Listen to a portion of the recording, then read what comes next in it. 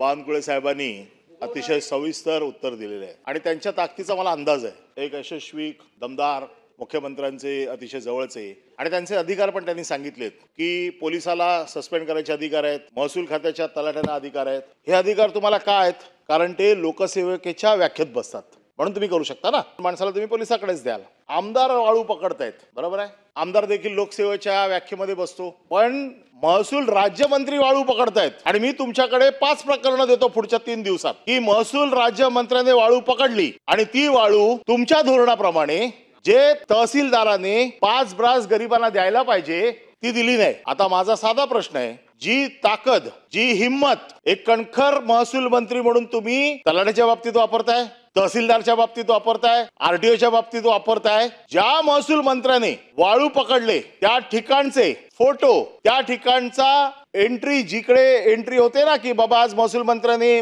राज्यमंत्र्याने visit केली, तिकडचा तुम्हाला अहवाल ती कॉपी देतो। हे सगळं प्राप्त झाल्याच्या नंतर आपण महसूल मंत्र्याला सस्पेंड करू शकता का?